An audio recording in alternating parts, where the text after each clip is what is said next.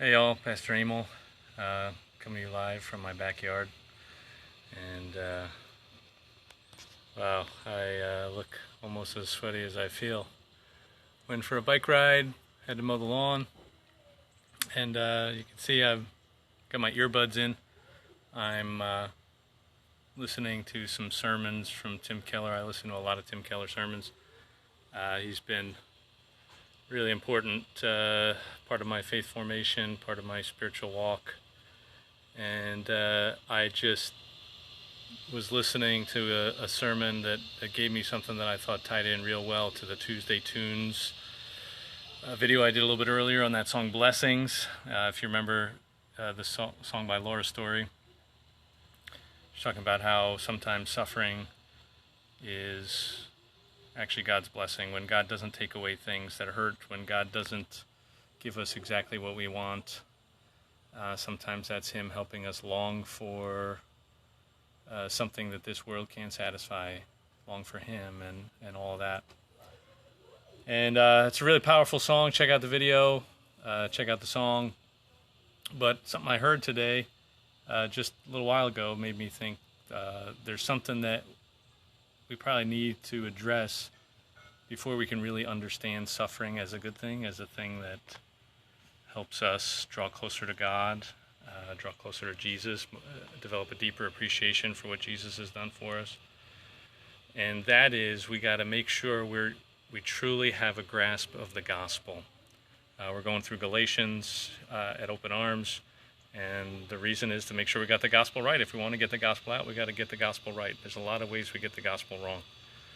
And one of the ways he talked about in this sermon I was listening to about how we get the gospel wrong, we recognize it in suffering. So when we're suffering, if we deep down really think that God is about rules, if we really think that God's holiness is the number one thing, the primary thing, then when we suffer, we're going to be mad at ourselves. We're going to be saying, what did I do wrong? What did I do to upset God? Why is He so mad at me? And I must be really bad, and really, really search yourself looking for sin, looking for something that you can put your finger on and say, oh, that's what God is upset about. Maybe if I fix that, my suffering will go away. Well, God doesn't work that way. But if you think God works that way, you'll never be able to get the fact that suffering can be something that brings us closer to Him and understand Jesus and His love for us even more. So the other side of that is not just if you think God is all really about holiness and if He's about rules and it's about following the law. The other side of it is, well, there is nothing, and God just loves everybody exactly who they are. He doesn't care about what we do. He's not concerned about changing our behavior at all. He's not at all interested in anything like that. Then when you suffer, you're going to get mad at God because you're going to think God owes you something. You're going to think that He should be loving you and accepting you, and He shouldn't be punishing you for anything. There shouldn't be any kind of suffering that you endure. It's only when we truly understand the gospel as we are so bad that it took nothing less than the death of the holy and perfect Son of God, that the law is not something we can keep. Rules and regulations, the scriptural basis, guidelines for life, we can't possibly follow those things. We are so far gone. It took the holiness and the death of the holy Son of God to save us. But on the other side of that, God loves us so much that He wasn't going to let the fact that we couldn't keep these things keep us from Him.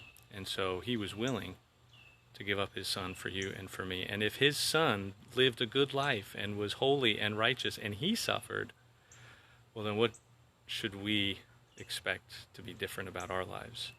Especially if we're trying to be good, if we're trying to be loving and caring in response to what God has done for us in Jesus. Why should we be spared of pain and suffering at times? And that's where we start to see how we are,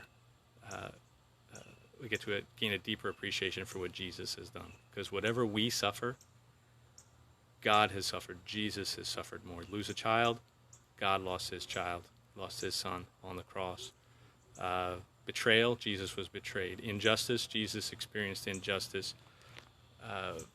There's so many things there, and every time, ever since I got that part straight, and every time I've encountered suffering after that, it's actually just, although it's hard, it doesn't make it not hard, but it develops a deeper appreciation for what Jesus has done and draws me closer to him. So just something I wanted to share. Sorry for being all sweaty. Hey everybody, God bless you. Have a good night. See ya.